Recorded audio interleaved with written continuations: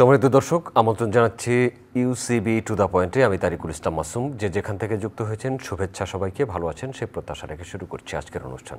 আলোচনার বিষয় 24-এর গণ অভ্যুত্থান ও সশস্ত্র বাহিনী। 24-এর গণ অভ্যুত্থান ও সশস্ত্র বাহিনী।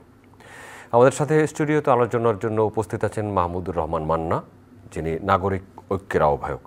সম্মানিত দর্শক, আমাদের সাথে আরও উপস্থিত আছেন অবসরপ্রাপ্ত মেজর জেনারেল ডক্টর মনিরুল ইসলাম আখন্দ। 2024 সালের এই দিনের বাংলাদেশের প্রেক্ষাপট সবাই জানি কেমন ছিল। একদিন পরে 5 তারিখ আওয়ামী লীগের সরকারের পতন হয়েছে এবং অভ্যুত্থানকারীরা বিভিন্ন জায়গা দখল করেছে। তার 3 দিন সরকার ছিল না, বা সরকারের পরিচালনার প্রধানমন্ত্রী বা মন্ত্রিপরিষদ ছিল না। 8 তারিখ নতুন অন্তর্বর্তী সরকার শপথ নিয়েছে, এগুলো আমরা জানি। আমরা জানতে চাই ওই সময় ওই যে জুলাই এবং আগস্ট মাসে সশস্ত্র বাহিনীর ভূমিকা ছিল। আপনাকে দিয়ে শুরু করে আসি, এরপরে মাহমুদুর রহমান মান্নার কাছে যাব। মাহমুদুর রহমান মান্না নিশ্চয়ই এই বিষয়ে শুনতে আগ্রহী হবেন। জি, দীর্ঘ 36 বছর সেনাবাহিনীতে চাকরি করে 22 সালে অবসরে আসি। বাট গত বছর জুলাই আগস্ট মাস আমাদের জন্য অত্যন্ত একটা ঐতিহাসিক সময় ছিল। এবং বরাবরই, যদিও আমি সার্ভিসে ছিলাম না, আমার অনুজ যারা ছিল অনেকের সাথে যোগাযোগ ছিল। I was trying to understand what is happening. এবং আমি অনেক অফিসারের সাথে কথা বলেছি যারা সার্ভিং। কেউ আমাকে সুস্পষ্টভাবে বলে নাই, ওদের কাছে যে নির্দেশ ছিল যে বাংলাদেশ সেনাবাহিনী এমন একটা রোল প্লে করবে যাতে জনগণ ক্ষতিগ্রস্ত না হয়। এটা একদম জুলাই মাস থেকেই এই আদেশটা ছিল। বাট সবচেয়ে ঐতিহাসিক সিদ্ধান্তটা হয়েছে 3 অগাস্ট, যখন মাননীয় সেনাপ্রধান জেনারেল ওয়াকারুজ্জামান একটা দরবার ডাকেন সেখানে, যেখানে young officer, mid level officer সবাই ছিল। এবং সেখানে ইয়াং অফিসার, এর আগে একটা বলে রাখি, আর্মি আসলে অ্যাকশনটা ইমপ্লিমেন্টেশন হয় through young officers, captain, lieutenant, major, lieutenant colonel. এবং this group of officers are highly patriot, দেশের প্রতি তাদের ভালোবাসা অত্যন্ত আন্তরিক, অত্যন্ত সৎ, জনগণের বন্ধু এরা, এবং দে আর অ্যাসেট টু দিস নেশন। সেই দরবারে ইয়াং অফিসারদের পালস বোঝার জন্য সেনাপ্রধান দরবারটা ডাকেন, এবং ইয়াং অফিসাররা খুব স্পষ্টভাবে বলে যে we will not open fire on our people, because আমার সামনে দাঁড়ানো আমার ভাইরা ওখানে, আমার আপন ভাই ওখানে দাঁড়ানো। এবং এই অনুভূতিটা পাওয়ার পরে জেনারেল ওয়াকার দরবারে স্পষ্টভাবে ডিক্লেয়ার করেন যে সেনাবাহিনী এমন কোনো অ্যাকশন নেবে না, জনগণের বিরুদ্ধে দাঁড়াবে না। এই দেশপ্রেমিক সেনাবাহিনী ইনসেপশন থেকে জনগণের পাশে ছিল এবং থাকবে। এবং আমি আমার ক্যারিয়ারে কত শতবার যে আমি ডিপ্লয় হচ্ছি, সাইক্লোনের পরে, বন্যার পরে, একটা ম্যান মেড ডিজাস্টারের পরে, ফ্যামিলি রেখে আমি মাসের পর মাঠে ছিলাম। কত ক্ষুধার্ত ব্যক্তিকে আমি খাদ্যদ্রব্য তুলে দিয়েছি, ওষুধ দিয়েছি। এবং এই সেনাবাহিনী, সশস্ত্র বাহিনী, আমি শুধু সেনাবাহিনী বলবো না, বিমান নৌবাহিনী এবং সেনাবাহিনী মিলে বরাবরই আমরা জনগণের পাশে ছিলাম। এবং এই যে একটা ঐতিহাসিক সিদ্ধান্ত জেনারেল ওয়াকারুজ্জামান দিলেন, যদিও এর আগে আমরা বিভিন্ন অডিওতে শুনেছি বিগত সরকার কি আদেশ দিয়েছে লেথাল ওয়েপেন ব্যবহার করার, বাট সেনাবাহিনীর পক্ষ থেকে কিন্তু এই আদেশটা কখনো দেওয়া হয় না। এবং সুস্পষ্টভাবে 3 তারিখে উনি সেনাপ্রধান ডিক্লেয়ার করলেন যে জনগণের বিরুদ্ধে আমরা কখনো, এবং that decision was a historical decision for Bangladesh. এবং আমি মনে করি যে আমাদের এই স্বাধীনতাটা পাওয়াটা, 8ই আগস্ট নতুন গভর্নমেন্ট হওয়াটা, স্বৈরাচার সরকার চলে যাওয়াটা, এটার পিছনে a great amount of credit must be given to this decision. এই যে জুলাই সনদ যেটা হচ্ছে, মান্নামে ভালো বলতে পারবে, আমি যতটুকু শুনেছি যে সশস্ত্র বাহিনীর এই সিদ্ধান্ত এবং এই যে অবদানটা, এটা নাকি এই সনদে উল্লেখ নাই, যেটা আমি মনে করি এটা ঠিক হবে না। বাংলাদেশ সেনাবাহিনী, সশস্ত্র বাহিনীর এই অবদানটা অবশ্যই, জুলাই সনদ যদি হয় এখানে অবশ্যই আসতে হবে, because I feel and believe, এবং আমি মনে করি দেশবাসীও বিশ্বাস করে যে এই ব্যাপক পরিবর্তনের পিছনে অবশ্যই সশস্ত্র বাহিনীর একটা রোল ছিল। যদিও নানা দিক থেকে ইউটিউবাররা, অন্যান্যরা বিভিন্নভাবে সশস্ত্র বাহিনীকে ডিফেম করার চেষ্টা করছে, বাট আমি দীর্ঘদিন সেনাবাহিনীতে চাকরি করে আমি এটা বিশ্বাস করি প্রতিটা সদস্য, হ্যাঁ, দেয়ার ওয়ার সাম খুব সিনিয়র লেভেলে হয়তো অপরাধের সাথে সম্পৃক্ত ছিল, ওই সরকারের সাথে বেশি ওতপ্রোতভাবে জড়িত ছিল, and they have all been identified, some of them are in the jail, বাকিরা চাকরিচ্যুত হয়েছে। তাদের সশস্ত্র বাহিনী, nothing goes unanswerable, everybody has to be answerable for the actions they have taken. Even recently মাইন্ডস্টোরে যে ঘটনাটা ঘটেছে খুবই দুঃখজনক। আমি 7 দিন ঘুমাতে পারিনি কষ্টে বাচ্চাদের দুঃখ দেখে, but within minutes army air force have rich the location. এবং জীবনের ঝুঁকি নিয়ে আমরা সেনাবাহিনীতে we believe in servant leadership. এটা একটা paradoxical term, opposite servant leadership. But আমরা যখন চাকরি করি তখন আমরা জনগণের সেবাটাই আমাদের অগ্রাধিকার, এবং আমরা অল্ট্রুইজম টাইপ অফ লিডারশিপ। আমরা নিজের থেকে দেশের এবং জনগণের স্বার্থটাকে সবসময় গুরুত্ব সহকারে দেখে আসছি সারা জীবন সশস্ত্র বাহিনীতে, এবং ভবিষ্যতেও এই দেশব্যাপী সশস্ত্র বাহিনী এইভাবেই কার্যকলাপ পরিচালিত করবে। মাহমুদুর রহমান মান্না, জুলাই সনদের কথা তিনি বলেছেন। জুলাই সনদে এই সশস্ত্র বাহিনীর এই অবদানের কথা তিনি শুনেছেন, আমিও শুনিনি, আপনিও হয়তো জানেন না। যদি না থাকে, থাকার জন্য তিনি বলেছেন যেটা থাকা উচিত। জুলাই সনদের এই বিষয়ে আলোচনা তো শুনবই। জুলাই সনদ এবং জুলাই ঘোষণা, সাধারণ একজন মানুষ হিসেবে বা একজন সাংবাদিক হিসেবেও আমার কাছে কিছুদিন আগ পর্যন্ত ধারণা ছিল জুলাই সনদ এবং জুলাই ঘোষণা একদিনে হবে, একই সময় হবে, একই টেবিলে হবে, বা একই জিনিসের দুইটা পার্ট থাকবে। কিন্তু এখন বোঝা যাচ্ছে যে জুলাই সনদ এবং জুলাই ঘোষণা পৃথক জিনিস। আপনি কি জানেন? উনি কিন্তু এই যে সশস্ত্র বাহিনীর ভূমিকার কথা উল্লেখ নেই বলে যেটার কথা বললেন, সেটা জুলাই সনদ নয়, জুলাই ঘোষণা। জুলাই সনদ আর ঘোষণায় এখন যেরকম করে আমাদের সামনে পার্থক্যটা আসছে, সেটা হচ্ছে সনদ মানে হচ্ছে, মানে ধরে এটা কান্ট্রি সনদের মতো, দেশের একটা কি আপনার রোড ম্যাপ টাইপের। এটার সাথে ঘোষণার সম্পর্ক আছে। ঘোষণাটা কীরকম হয়, এটা ধরেন যেমন আমাদের স্বাধীনতার ঘোষণা ছিল, আপনি ওই জায়গায় বসে মুজিবনগরে ঘোষণা করেছেন এই কারণে, যেহেতু তারা এই করেছে, উই ডিক্লেয়ার ইন্ডিপেন্ডেন্স। একটা হিস্টোরিক্যাল ব্যাপার, ঘোষণা হলো একটা, মূলত এই কারণেই সেটা ঘোষণা জাস্টিফাইড হয়।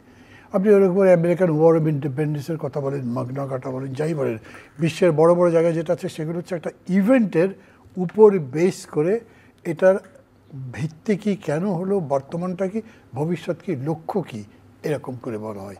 এটা রাষ্ট্রের সঙ্গে যুক্ত থাকে।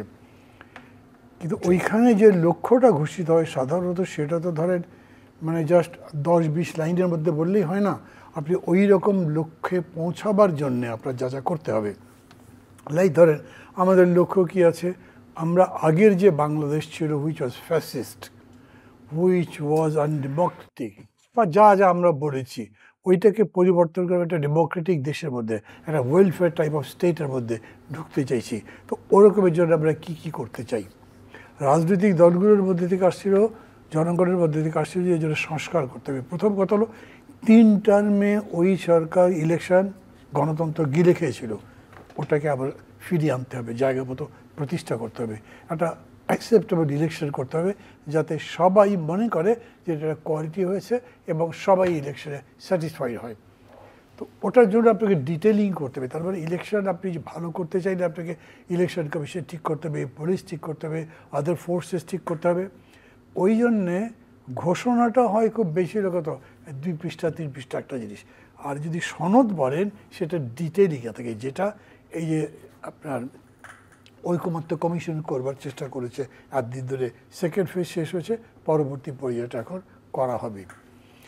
আমি বলবো যে মানে পরের কাজ যেটা সনদ তৈরি করা, এটা ইজ রিয়েলি হিউজ। মানে এটা স্টুপেন্ডাস টাস্ক বলেন আপনি। এইরকম যে এটা পাদ থেকে চুল সবই এটার মধ্যে আছে, এবং সেইটা বর্তমান ঐকমত্য কমিশন অনেকটাই ডেফটলি করেছেন আমি বলবো।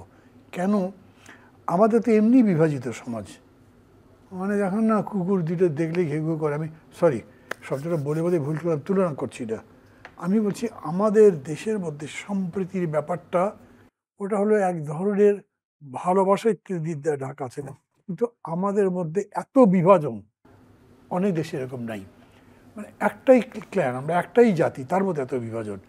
সেই জায়গাতে এতগুলো পার্টি মিলে বসে 2 মাস ধরে আলোচনা করে সেকেন্ড ফেজ অফ ডিসকাশন মোটামুটি পিসফুলি শেষ হয়েছে।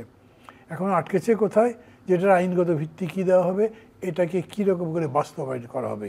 এবং সেই জন্যে কমিশনও খুব, আমি বলবো যে যথাযথভাবে এক্সপার্টদের ওপিনিয়ন নেবেন, কনস্টিটিউশনাল এক্সপার্ট, লিগ্যাল এক্সপার্ট, তারা যেরকম বলবেন সেরকম করে করা হবে।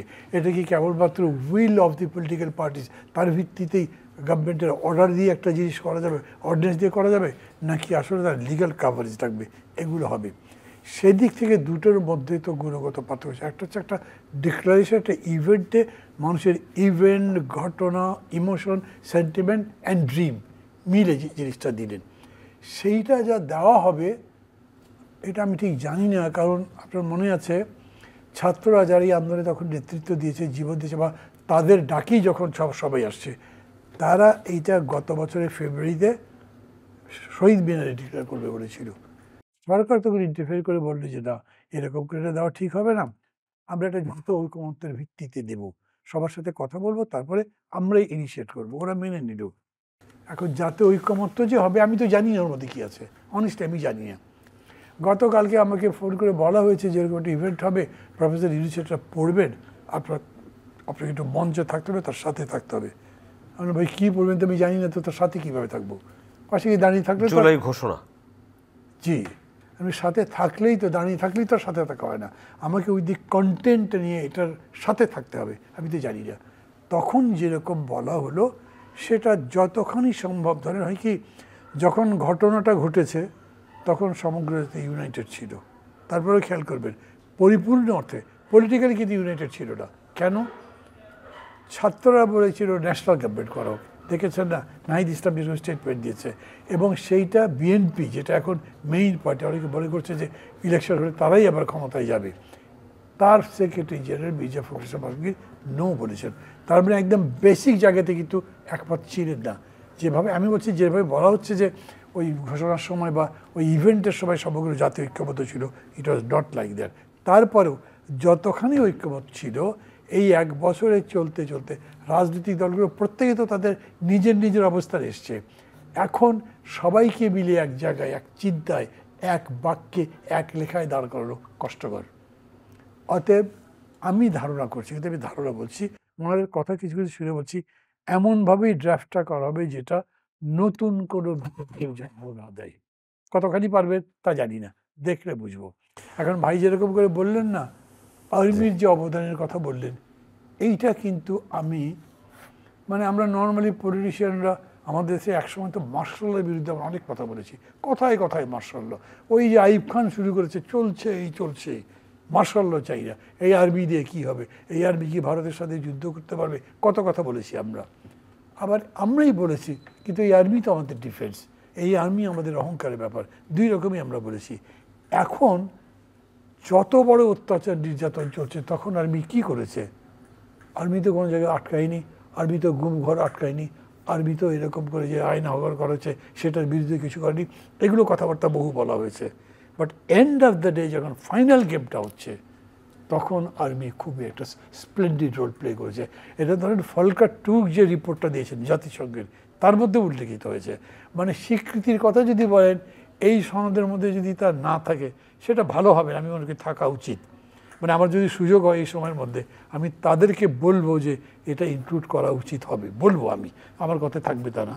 কিন্তু তাদেরকে আন্তর্জাতিকভাবে কিন্তু স্বীকৃতি দেওয়া হয়েছে যে তারা সেই সময় এই রোলটা প্লে করেছে, এবং আমি এটা জাস্টিফাইড মনে করি।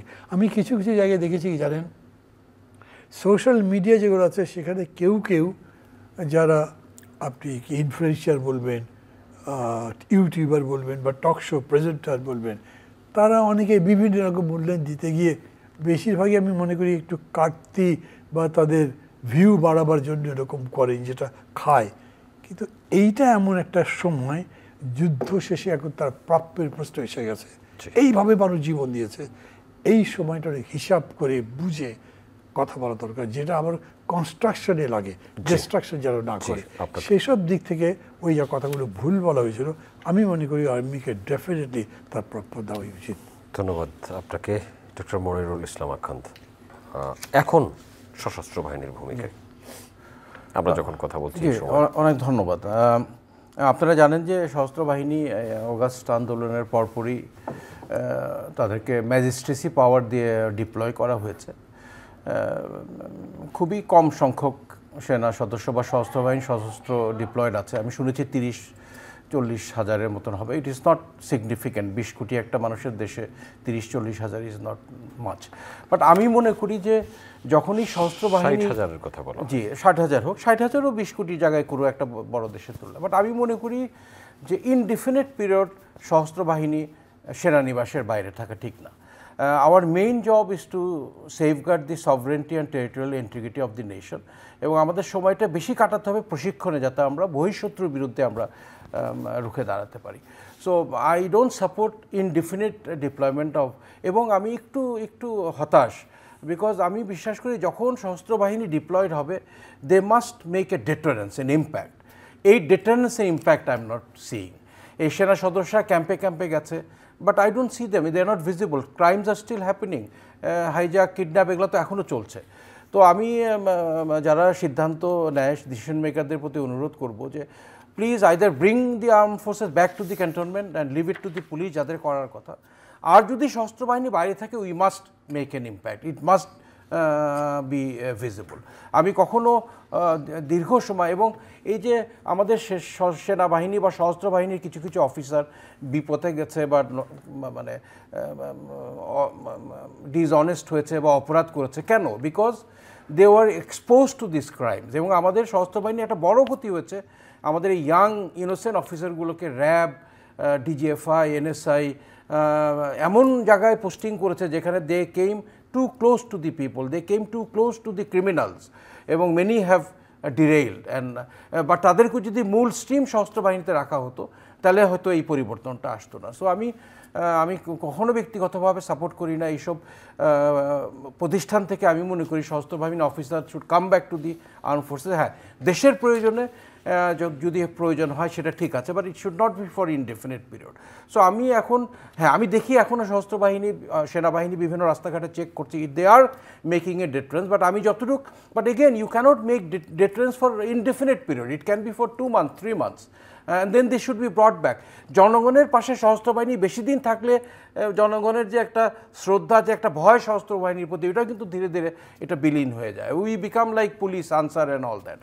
তো এটা হওয়া উচিত না, বাট আমি এখনও মনে করি যে এই সশস্ত্র বাহিনীর এখনই সক্ষমতা আছে। The young officers that we have, they love this country, এবং তাদেরকে দিয়েই we can make a difference. এবং আমি বিশ্বাস করি আগামী ইলেকশন আমাদের ইতিহাসের সবচেয়ে অবাধ নিরপেক্ষ নির্বাচন হবে, এবং সেটাতে বাংলাদেশ সশস্ত্র বাহিনী, এই 3 সেনাপ্রধান, general Waker, air chief marshal Hasan এবং অ্যাডমিরাল নাজমুল, তারা coursemate, they are good friends, they have a beautiful understanding amongst each other, এবং আমি দৃঢ়ভাবে বিশ্বাস করি সশস্ত্র বাহিনী আগামী ইলেকশনে একটা পজিটিভ রোল প্লে করবে, যাতে মানুষ যেটা বঞ্চিত ছিল ভোট কেন্দ্রে গিয়ে তাদের পছন্দনীয় প্রার্থীকে তারা ভোট দিতে পারবে নিরাপদে এবং ভয়ভীতির ঊর্ধ্বে থেকে। আমরা এই স্বপ্ন নিয়েই বসে আছি। মাঝখানে অনেক কনফিউশন, মাঝে মাঝে একটু হতাশ হয়ে যাই, বাট আমরা it is like a dream. হতাশ হয়ে যাই বিকজ মান্না ভাই যেটা বললো, আমরা এমন একটা জাতি, আমাদের মধ্যে এত মত পার্থক্য, এবং দেশের স্বার্থে আমরা ঐক্যমত্যে পৌঁছতে পারি না, এবং ছোটোখাটো ব্যাপারে উই বিকাম ভেরি ইগোয়েস্টিক, এবং ছোটোখাটো ব্যাপারে আমরা এই সনদের ব্যাপারে আমি শুনেছি কিছু কিছু ক্ষেত্রে ঐক্যমত্য হচ্ছে, কিছু কিছু ক্ষেত্রে হয় নাই। আমরা যদি দেশকে সবার ঊর্ধ্বে রেখে যদি আমরা নিরপেক্ষভাবে সিদ্ধান্ত নেই, দেশের জন্য ভালো সেই সিদ্ধান্ত নেই, কেন আমরা ঐক্যমত্যে পৌঁছতে পারবো না? এটা আই ডোন্ট আন্ডারস্ট্যান্ড। প্রত্যেকটা রাজনৈতিক দলের তো পৃথক পৃথক আইডিওলজি আছে। জি, পৃথক আইডিওলজিও থাকলেও there, but everybody is for the nation. এই রাজনৈতিক দলগুলো হচ্ছে দেশের সেবা, servant leadership, they are suppose to serve this nation. এখন দেশের জন্য যেটা ভালো, এই ব্যাপারে আমরা কেন ঐক্যমত্যে বুঝতে পারবো না? আমি রাজনীতি বুঝি না, এই ব্যাপারে আমি কথা বলতে, মান্নান ভাই আমার থেকে ভালো বলতে পারবে, বাট এটা নিয়ে আমি একটু হতাশ যে আমরা কেন এই ঐক্যমত্যে আমরা বুঝতে পারবো না। একটা সুন্দর ইলেকশন করে একটা সুন্দর দেশ, ইউএস কনস্টিটিউশন 300 বছর আগে করা, মাত্র 27টা অ্যামেন্ডমেন্ট হয়েছে। মানে the constitution was written so maturely 300 years ব্যাক। সো আমাদের ঘোষণাপত্র যাই বলি না কেন, এটা তাড়াহুড়ার কিছু নাই, এমন একটা সনদ হতে হবে যেটা বারে বারে অ্যামেন্ড করা দরকার না, যেখানে সবার ঐক্যমত। কেন আমরা we cannot reach a consensus? আমি আশা করি, আমি রাজনৈতিক দলের প্রতি আমি অনুরোধ করবো যে আপনার please, for the nation, let us be united, let us prove to the nation that we can be united, and our people and the nation is above all political party or anything that you can talk about. ধন্যবাদ আপনাকে। আমরা কেন ঐক্যমত্যে পৌঁছাতে পারছি না? ঐক্যমত্য commission করেছি, কিন্তু সনদে কেন সবাই ঐক্যমত্য হচ্ছে না? দুটো দিক থেকে আপনি এটা দেখা উচিত। প্রথম বিষয় হচ্ছে যে politics is ultimately A power game. এই ধরনের নির্বাচন হবে, নির্বাচন মানে কি? আলটিমেটলি কোন পার্টি ক্ষমতায় যাবে, তাই তো? কোন পার্টি দেশ শাসন করবে? তো আমি একটা পার্টি করে, আপনি একটা পার্টি করে, আপনার পার্টি জিতলে আমার পার্টি কী করবে? হেরে যাবে। আমি চাই না তো যে আপনি জিতে যান, অতএব আমি আপনার বিরোধিতা করি। এখন প্রশ্ন হচ্ছে যে এই যে বিরোধিতা করা, এইটা কি কোনো একটা লাইনের মধ্যে থেকে করব, কোনো ইথিক্সের মধ্যে থেকে করব নাকি করব না? আমি ইথিক্সের মধ্যে থাকার কথা বলবো, কিন্তু যখনই মনে হবে যে ইথিক্সের মধ্যে থেকে সুবিধা করতে পারছি না, তখনই বিরোধ বেল্ট বারবার চেষ্টা করব। এরকম হয়, এটা হিউম্যান মানে নেচারের মধ্যে আছে। সেই হাবিল কাবিলের যুদ্ধ থেকে আপনি এই মোগল আমলের রাজা বাদশাদের ইয়ে দেখেন, বাপকে ধরে দুর্গের মধ্যে বন্দি করার কথা বলেন, এ তো যুগে যুগে তাই হয়েছে। মানুষের মধ্যে এই ধরনের একটা রিপু আছে, এবং এইটা বন্ধ মানে দমন কিভাবে করা যায় সেটা আমি জানি না। এটুকু বলতে পারেন, আগে জঙ্গলি শাসন নাই, গণতন্ত্র আসবার ফলে একজন আরেকজনকে টলারেট করছি, অ্যাডজাস্ট করছি, হয়তো আরও সামনের দিকে গেলে আরও কোনো বেটার পদ্ধতি বেরোবে, কিন্তু এখন পর্যন্ত সেটা বেরোয়নি। দ্বিতীয় বিষয় যেটা আছে সেটা হচ্ছে আসলে থিওরিটিক্যালি ডিফারেন্সের জায়গাটা এমন যে আমি এটা ঠিক মনে করছি, আপনি এটা মনে করছেন না। জেনুইনলি আমিও ঠিক মনে করি, আপনিও ঠিক মনে করেন না, জেনুইনলি করেন না। ধরে একটা উদাহরণ যদি আমি বলি, পিআর সিস্টেম এখন যেইভাবে ভোট হচ্ছে তাতে দেখা যাচ্ছে একটা পার্টি 35% ভোট পেয়ে ক্ষমতায় চলে গেছে, আর 33% ভোট পেয়ে আরেকজন ডিফিটেড, উইনার টেক্স অল। অতএব উনি যদি চেষ্টা করেন প্রধানমন্ত্রী, এই যে অপোজিশন পার্টির নেতা তাকে জেরো করে দিতে পারে। সবাই বলছে এইটা কোনো সিস্টেম হলো, বদলান। কীভাবে বদলাবেন? তখন বলছে প্রপোর্শনের ভোট নিয়ে আসেন। তো প্রপোর্শনের ভোটের আবার সিস্টেম বোঝেন, ওইখানেও তো এরকম হতে পারে যে কোনো পার্টি আসলে সিঙ্গুলার মেজরিটি পেল না, তখন কি হবে? গভর্নমেন্টই ফর্ম করতে পারবেন না, কোয়ালিশন গভর্নমেন্ট হবে, সেটা টিকবে না। দ্বিতীয় বিষয় আছে, মানে লম্বা করছি না কারণ এটা তো আমাদের সাবজেক্ট ম্যাটার নয়, মানে এই যে বলা হচ্ছে বেশি ভোট পেয়ে জিতছে সেরা কি হয়, সিস্টেমটা যে পার্টি আপনাকে ইয়ে দেয়, লিস্ট দেয় 300 জনের, যে আমার পার্টি যদি জেতে তাহলে পার্সেন্টেজ ওয়াইজ আমি যতগুলো ভোট পাবো, যদি 90টা পাই 1 2 3 4 করে এই 90 জন পর্যন্ত যাবে, তারপরে 210 জন বাদ পড়ে যাবে। আচ্ছা, এমন তো হতে পারে 1 থেকে 90-এর মধ্যে যারা যারা গেল তার চাইতে বেশি ভোট পাওয়া লোক তার নিচে আছে লিস্টে, তার মানে কম ভোট পেয়ে হেরে গেল, এটাই তো হবে। তো এইখানেও এরকম ঘটনা আছে, আরও অন্য সমস্যাও আছে। তো এইটা আপনি একটি বিশ্বাসের জায়গা থেকে করছেন, আমি আর একটা বিশ্বাসের জায়গা থেকে করছি। ডেমোক্রেসি আপনাকে বলছে যে উভয় যুক্তি বলবেন, কিন্তু এই যুক্তিতে যখন নিষ্পত্তি হলো না তখন মেজরিটি মাইনরিটিতে যাবেন। মেজরিটি মাইনরিটি ডেমোক্রেসি রুলের এই মানেটা এই যে যখন আপনি নিষ্পত্তি অন্যভাবে করতে পারছেন না, নাহলে মেজরিটি মাইনরিটি মানে এই নয় যে মেজরিটি দিয়ে একটা রেপ জাস্টিফাইড হবে, একটা অ্যাটাক জাস্টিফাইড হবে, একটা আনইথিক্যাল কাজ জাস্টিফাইড হবে, সেটা কখনোই মেজরিটি মাইনরিটিতে ডিসাইডেড হতে পারে না, সেটা বাই ইথিক্সই বা বাই নলেজ ডিসাইডেড হবে। তা আমরা তো জ্ঞানের চর্চা তো করতেই পারি না। এতগুলো বছর ধরে এরকম ছিল যে ও একটু লেখাপড়া বেশি করে, তো বেশি বই পড়ে, ও বুকিশ, ওকে দিয়ে পলিটিক্স হবে না, কমন এরকম ছিল। ভালো ছাত্র পলিটিক্স করবে না, ধারণা ছিল। এখন এইবারে আমি মনে করি এটা একবার স্পেশাল বিষয় মনে করছি, এই যে সংস্কারের চেষ্টাটা হচ্ছে। এখন কনস্টিটিউশন আপনিও পড়ছেন, উনিও পড়ছেন, আমিও পড়ছি, আমার সেন্ট্রাল কমিটি বসে পড়ছে, ভাই কোনটা ঠিক দেবো, রাইট রং কী দেবো। তার মানে এটার একটা ব্যাপ্তি হয়েছে, গ্রামে গ্রামে এগুলো আলোচনা হচ্ছে। এই চর্চাটা ভালো আমি মনে করি। এরকম করে যতখানি কাভার করা যায়, এই স্ট্রাগলটাই লাইফ, আমি এরকম বুঝি। মানে ভালো মন্দের সংগ্রামটাই লাইফ। আপনি একটা কারেক্টনেসের জন্য আজীবন সংগ্রাম করতে থাকবেন, কোনোদিনও পরিপূর্ণ কারেক্টনেসের কাছে যেতে পারবেন না। You can never be fully satisfied, আর কি বলা যায় এটাকে, মানে পরিতৃপ্ত হতে পারবে না, বাংলা যেটা বলে স্যাটিয়েটেড বলেন, আপনি সন্তুষ্ট হতে। আমি যেহেতু আপনি ওই বৈঠকগুলোতে ছিলেন, জুলাই সনদের জন্য যে ঐকমত্য কমিশনের আলোচনা, সেখান থেকে বলা হয়েছে রাজনৈতিক দলগুলোর সাথে আবারও বসা হবে এবং অংশীজনদের সাথে বসা হবে, যেসব রাজনৈতিক দল মতামত দেয়নি তাদেরকেও দ্রুত মতামত দেওয়ার কথা বলেছে। একটা ধারণা ছিল যে 5 আগস্ট জুলাই সনদ হয়তো ঘোষণা হবে, তা কি হচ্ছে না? ওটা তো জুলাই ঘোষণাটা বলা হবে, এটা বলাই হয়েছে। কালকে প্রফেসর ইউনুস যেটা করবেন সংসদ প্লাজাতে, ওই সাউথ প্লাজাতে, ওইটা হলো ঘোষণা। আর ওইটার ব্যাপারে পত্রিকায় যেটা আমি পড়েছি, আমার সাথে কথাও হয়েছে, তারা বলেছেন এখন পর্যন্ত তো আমরা ঠিক করতে পারিনি এটা লিগ্যাল বেসিস কী। মানে বুঝে দেখেন, আমাদের সংশোধনী পর্যন্ত কোনো কোনো কনস্টিটিউশনাল অ্যামেন্ডমেন্ট কোর্ট বাতিল করে দিয়েছে, আর এরকম এক্সিকিউটিভ অর্ডার একটা করবে সেটা বাতিল করে দিল তখন। অতএব এখন যা আপনি একমত হয়েছেন, ঠিক আছে, আপনারা 10টা পার্টি একমত হয়েছেন, কোর্ট বলবে একমত হলেও এটা জাস্টিফাইড হয়নি, তখন কী হবে? সো লিগ্যাল কাভারেজ দরকার। লিগাল কাভারেজ আবার কোন ফর্মে হবে, এলএফও গভর্নমেন্টের অর্ডিন্যান্স বা কোন ফর্মে। অতএব তারা বলছে যে আমরা কনস্টিটিউশন এক্সপার্টদের সাথে বসবো, আরও এক্সপার্ট যারা আছেন লর ব্যাপারে তাদের সাথে বসে বুঝে তারপরে আবার পার্টিগুলোর সাথে বসবো। নতুন রাজনৈতিক দল এনসিপির পক্ষ থেকে সেকেন্ড রিপাবলিক এবং নতুন সংবিধানের কথা বলা হয়েছে। মানে আমি আপনাকে বলি, আমি একদম অনেক আগে থেকে একটা কথা বলেছি, ওদেরকে সামনাসামনি বলিনি। মানুষ তো ফার্স্ট রিপাবলিকই বোঝে না, তো সেকেন্ড রিপাবলিক কি? আপনি বাংলাদেশে ঢাকা সহ যে কোনো জায়গাতে যান, কোথাও সেকেন্ড রিপাবলিক নিয়ে আলোচনা হচ্ছে না, বা এটা কী জিনিস কেউ বোঝে না। পলিটিক্সে না আপনি যখন জনগণের ল্যাঙ্গুয়েজে কথা বলতে পারেন না, ওইটা রিজেক্টেড হয়ে যায়, রিবাফড হয়। ওরা এই জিনিসটা আমি মনে করি প্রপারলি বুঝতে পারিনি বলে এসেই বলেছে এই কনস্টিটিউশন ছুঁড়ে ফেলে দাও। মানুষ এই কনস্টিটিউশন জীবনে দেখেই নাই। অনেক এমপি কনস্টিটিউশন পড়েনি, এরকম ছিল তো, এখন পড়ছি আমরা, আগে পড়ি নেই। তা আমার রাজনীতির মধ্যে জ্ঞানের চর্চাই ছিল না, যে জ্ঞানী লোক সে তো জ্ঞানী লোক ভাই, সে কেন পলিটিশিয়ান হবে, এরকম একটা আইডিয়া ছিল। সেই কারণে এই জায়গাতে আমি মনে করি যে বরঞ্চ ওইটার উপরে আপনাকে রেখে দিতে হবে, যাতে দুটোরই কম্প্রোমাইজ করবে, জ্ঞানের এবং মেজরিটি মাইনরিটি আমি যেটা বললাম সেটা যেরকম যেতে পারে, আমি মনে করি এই পথই হবে। সংবিধান বাতিল করার জন্য তারা বলেছিলেন, 72-এর সংবিধান। এখন তার ওটা নেই, সংবিধান বাতিল করার প্রশ্ন তো আর নেই।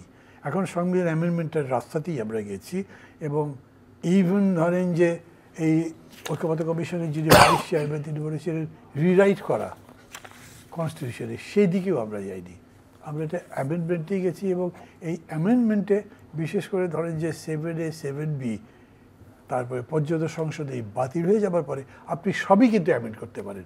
আগে যেরকম ছিল না যে এটা হচ্ছে আপনার সংসদের হচ্ছে ওটাকে ইংরেজি শব্দ হতো মূল কাঠামো আর কি, ওগুলো চেঞ্জ করা যাবে না।